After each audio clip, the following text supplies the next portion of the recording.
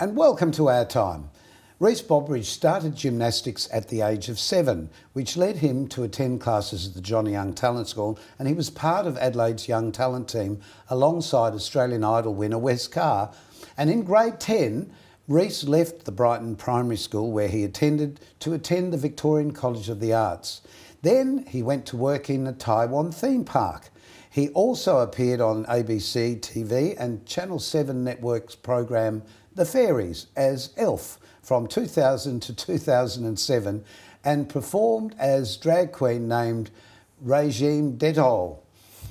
After the inaugural season of Network 10's So You Think You Can Dance Australia, he signed with Warner Music and released a cover version of the dance track Hot Summer, which reached number 39 on the ARIA Top 50 charts. Rhys also has taught dance for a number of dance organisations, including the Sydney Dance Company. Now, I've known him for a very long time, since he was about 7, and this is what he looked like in 1989.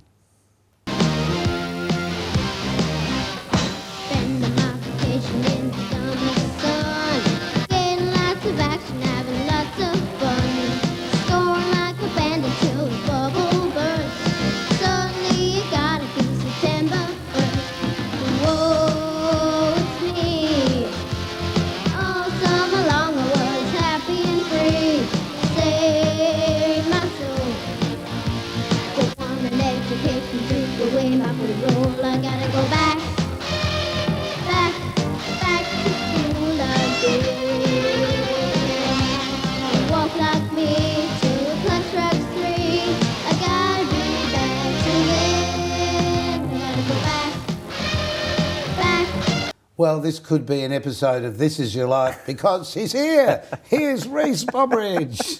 Hello. That was amazing. Isn't it, though? I haven't seen that for a very long time. Probably since it went to air. Yeah, probably. And I actually remember doing that with you because prior to that little clip, we're talking with you on the couch of a morning show called Adelaide Today. Yes. And we were talking about the school then, and being one of the youngest members of the school who was having great success with the Young Talent team at the time. That's right. What a start, Rhys.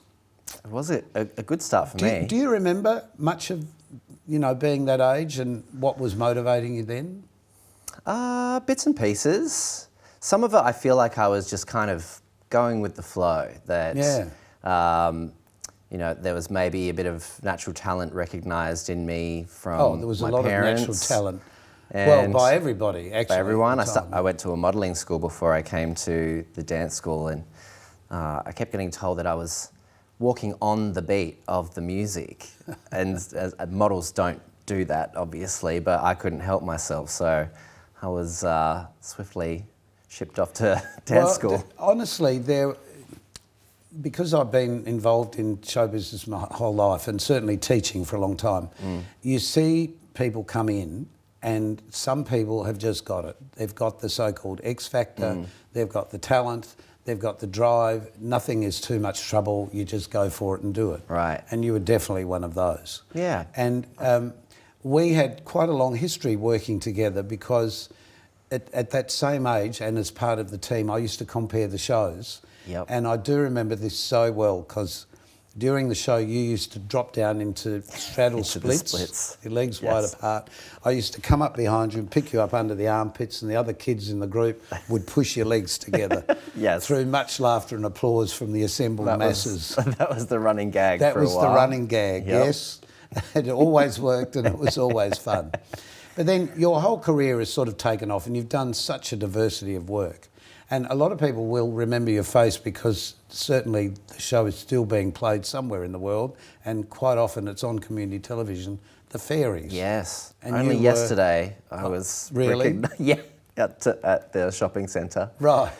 As they said? That's usually one of two things. I know your face from somewhere, and they usually either recognise me from The Fairies, mostly here in Adelaide, or from So You Think You Can Dance.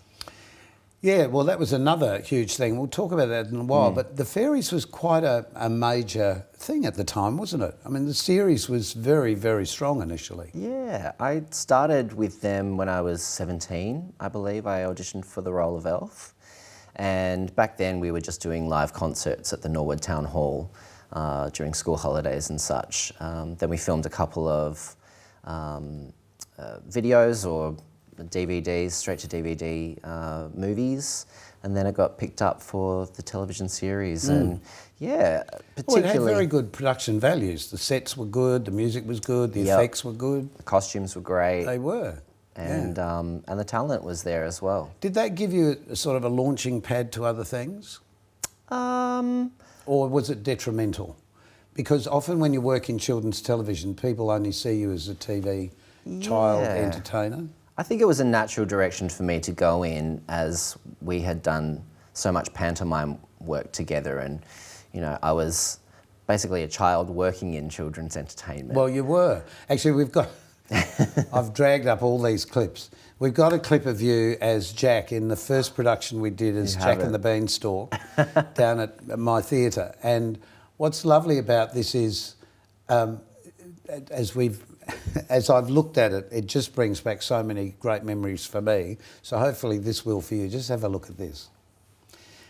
And we're able to talk through this as well, because what's just happened is your mother has just told you that you have to go and sell the cow. Beans. Oh, sell the cow. Sell the cow. That's right. You haven't got the beans yet. Got the beans yet. Because we're starving. And the only thing you can do is get the only thing that we possess, mother and... I say we because I played your mother, Yes, Mrs. Mrs. Talkalot. Talkalot. And there's Christabel the cow. Yep. Oh. Look at that. And how old were you then? You would have been about 10 maybe? Yeah, something like that. 9 or 10, I think. And being a theatre show, the sound isn't great, but because we weren't wearing pack mics in those days. No, this was we all weren't. vocal projection. That's how I learnt to get it out there. Project and throw my voice. Yes, amazing. So let's talk about the rest of your life. So you eventually moved up to Sydney and I guess into the adult entertainment world is the simplest way to put it. I guess so. I put it more in, the adult entertainment industry or the club world. I lived in Melbourne for about 8 years after leaving Adelaide, and then eventually found my way to Sydney after. But you did a drag thing for a while. What was the name? Regime Detol. Where did that come from? So I worked at the Art Gallery Cafe when I was here in Adelaide. Here in Adelaide at 16. And I decided you had to have a real job. Had to have a real job, a muggle job, as we say in our biz. And I decided to premiere myself as a drag performer at the Christmas party. And I didn't have a name, so my very French boss at the time was like, what about Régime des Trois? I was like, oh yeah, that's very nice, that's fancy, I like that, I'm going to keep that. And then when I started mingling with the other drag queens in Adelaide, I met my good friend, dearly departed Penny Traiter, who said, what? Regime Detol? And it was just so ridiculous and funny that it stuck. It has no meaning whatsoever, but that's what I decided I would be known by. So the So You Think You Can Dance thing came along. That must have been, because it was a premiere show in Australia. Yeah. That must have been sort of both exciting, exhilarating, at the same time frustrating in a way, because you had so much to learn in such a short time. And you got right up to the finale. And Jack won. Yep. Why didn't you? I tried, Malcolm. Well, we thought you were the best. I tried very hard. We thought you were the best. Look, I was a big fan of the show. The American version was playing on Australian TV. It's a great show. It's excellent. Opens the eyes of so many people to how men and women dance. Yeah, you know. And just how much of really athletes dancers are. Were you prepared for that? I don't think you can ever be prepared for, what is required of you in these kind of reality television productions. But I knew that if it ever came to Australia that I would audition for it regardless. And I had I had no expectations really, but luckily found myself on the show in the top 10. Well, looking at clips on YouTube that exist and photos that exist with you and Jack, what happened to Jack? Jack's doing great. I think he's currently in the production of Mary Poppins. Okay. Playing Bert. Is it Bert? Yeah. Yeah. He's done that too. He's done a lot of musical theatre, I Yep. think, since then. So he's doing really So those well. shows can be a launching pad for the future, but often it's only the first time. It's the first run of the show that people are successful. It's like Australian Idol, similar story. Yeah, it's up and down. And so I kind of have a little bit of a love-hate relationship with reality television in general, because it can give you great opportunities, but at the same time I feel that sometimes it builds unrealistic expectations for the participants. And Well, you're elevated to star status literally in 10 weeks or something. You know, you're not known, and then everybody knows your name. become a household name. Exactly. And then what happens after that? 10 months later you're replaced with another 20 kids, and the next one? Exactly. yeah, it's a bit of a factory of... Well, it's TV. Yeah. As we keep saying, it's TV. But it's really what you make of it yourself. Of course, is what and how I've you learned. follow that up. Yeah. Yep. Yep. And speaking of following up, we have to take a short break. We'll be back to follow up in just a tick.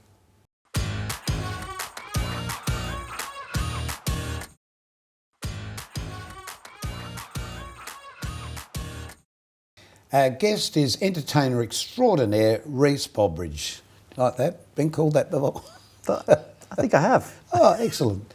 So, Rhys, your story is so vast because there's so many faces you wear and have worn, mostly because you also do makeup for people. Yeah, that's true. And yourself. That helps. So tell me about is it Burlesque? Is it the Burlesque scene in Sydney? Yeah, well, the art of burlesque, and Burlesque, I suppose, is a genre within that. And that's something that I kind of stumbled across performing around Sydney and just being a solo performer and working in cabaret, and was basically recommended that I apply for a burlesque competition, throw my hat in the ring, and I won that in 2018, Mr. Burlesque Australia. And since then, it's kind of opened a whole new world to me. I've been given the opportunity to travel overseas, perform at festivals. Recently finished touring for this year with BASFAM Creative for the show called Oracle, which saw us at the Opera House. And I was here for the Adelaide Fringe. And it was here for Adelaide Fringe as well. We'll probably be back for Adelaide Cabaret Festival next year, we're hoping.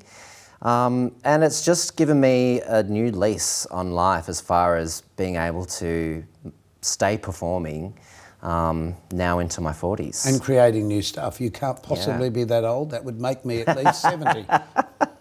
Not possible. Not possible. But amongst all of this, though, you and your partner and now husband have had 2 children. Yes. How did that happen? Yes, well, when 2 people love each other very much, I needed this conversation. Yeah, Kirk, my husband, and I decided that we wanted to start a family, and we went through the surrogacy route in the United States, and my sister was generous enough to donate her eggs to us. Pretty amazing. It's pretty amazing, and I actually had nutted out this plan when I was a teenager. Really? To kind of have the best of both worlds, so to speak, and the closest thing to having, both of our genetic material make up our children. So that's how it turned out, surprisingly. No, it's pretty amazing, and congratulations. Thank you. But have you been concerned? I mean, we've chatted before, we talked tonight, but have you been concerned as to how your kids are going to adjust, or is it more about how you're going to adjust or explain to your children their background? I should explain, me being adopted, I absolutely get all this, and so my mum explained to me exactly how I came to be initially, and I think that's always the best way. Yeah. And that's really your thoughts. Yeah, I mean, they'll be turning 5 this year, so they're still quite a bit young to fully understand the technicalities involved. Are they involved. familial twins? Is that They're technically they're fraternal twins. Yeah, I knew there was a term. So they're not identical. They don't actually look that much alike. Well, one's a boy and one's a girl. One's a boy and one's a girl. Yeah. But being that my partner is from mainland China, they are half Asian, half European. And I think... they're new Australian. Yeah, Caucasian, Australian. Well, to me, they're Aussies. It's the new face with of Chinese heritage. Yeah. Nothing like a mix. Yeah. I tend to think that mixed people are the most beautiful people in the world, and that humanity is just designed, is supposed to come together again. Yes, actually, that's my belief. Yeah. So I think they'll be growing up into a world that is probably a bit more open-minded to these things, and it's not so much of a shock to the people around them. And I've always said that things are only confusing until you explain them. So that's quite true when you think about it. Yeah. Because kids don't see anything. No. And neither should we as adults sometimes. But I would say even now, while they're at daycare, they still come back with certain ideas from other children that maybe they've heard from their siblings or their parents that maybe conflict with our lifestyle or how we live. And but so everybody lives in a different way. No right and wrong. There's no tram track to happiness. That's right. Really. And so, it is a little confronting at times what, sometimes what comes out of their mouths. But isn't that just children? Yeah. Because they're trying to find their way in the world too.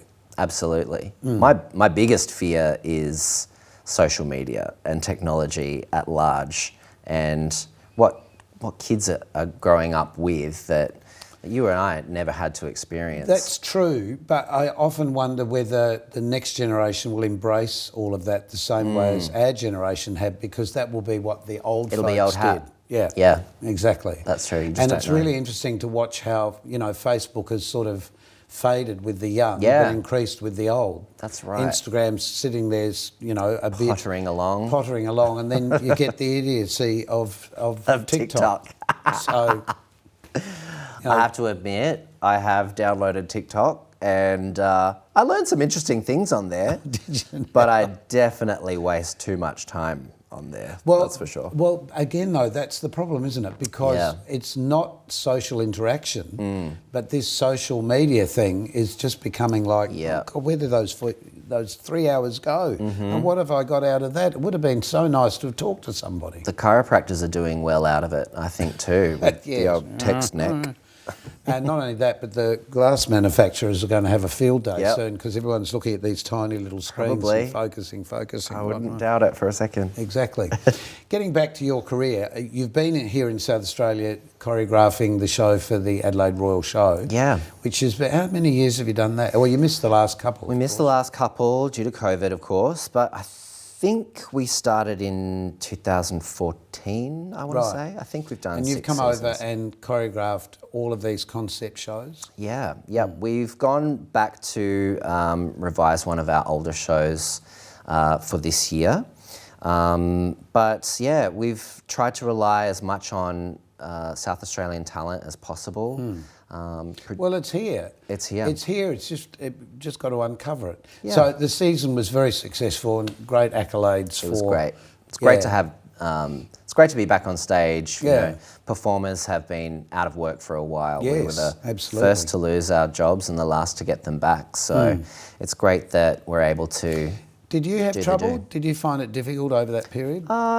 Or were you able to, like, the makeup side of your life took over a bit more? Well, I'm lucky enough that my partner was deemed an essential worker, so he was able to keep working and keep the family together, maintain our livelihood. But yeah, no play is on stage. Just it's depressing to me. I love what I do. I love performing. Hunger. And yeah, I definitely went through a period of, I think I'd call it a depression. And we're lucky that we live in the place that we live. We have a beautiful giant park out the back of our fence, and we could get outdoors and still experience life, but not being able to work and do what I'm best at. So when you were a little boy, like looking at those clips and looking at your future as to what it would be, did you have any idea at all of the diversity of your life? Oh, definitely not. I think there was... So if you right now, if you could talk to him, because we've just had a look at him again, what advice would you have given him? I would just say, keep your chin up, work hard. Work harder, actually. Harder than you have? Yeah. Yep. Really? Mm-hmm. To achieve what? I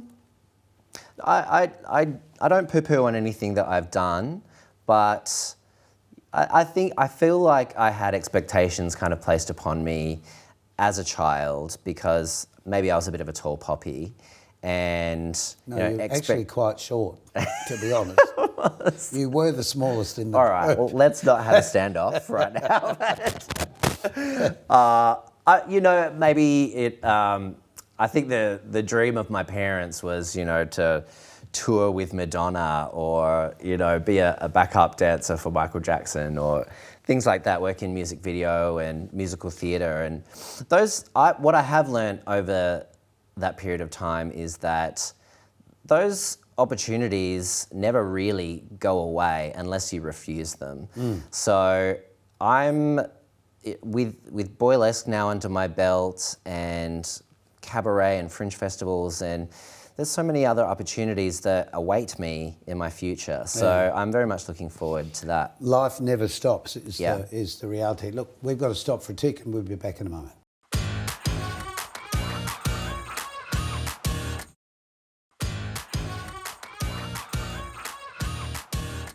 Our guest has been Rhys Bobridge, entertainer extraordinaire, and I can't think of any other better way to describe you. And we were just talking about your future and your plans for the future. What would you like to do next? Are you developing stuff for yourself?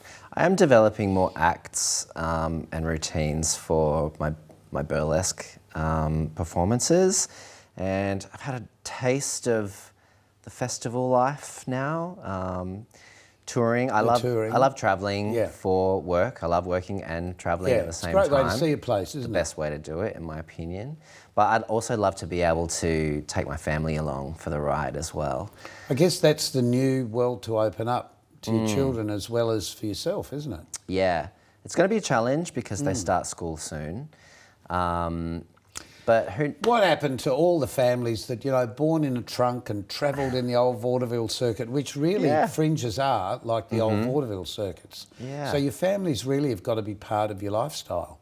Yeah, and my partner has been extremely supportive for me, and it is a bit of a juggling act and making sure that we both get, enough time with the kids and enough rest as well to be good parents. But yeah, we're just kind of figuring it out as we go along, as most parents do. Well, it's now that things are opening up again, I guess things are going to open up for you again as well. Yeah. We've got World Pride coming to Sydney in 2023. And you're involved with that, aren't you?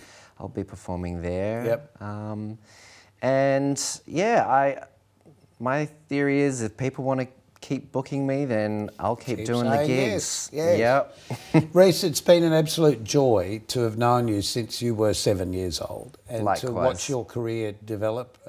We were talking yesterday about working in Singapore together in the rain, which was just fabulous. We've had so many experiences working together, but having this opportunity to talk to you on this platform has been such a joy. The honour has been mine. I've learnt so much from you, Malcolm, and I owe a lot to you. Well, we all owe to each other because we've lived a life together. That's but right. Thank you so much for being part of our time. We've got to go, sadly, but we'll keep talking. Until next time, thanks for your company. We'll see you soon. Keep yourself nice till then. Bye.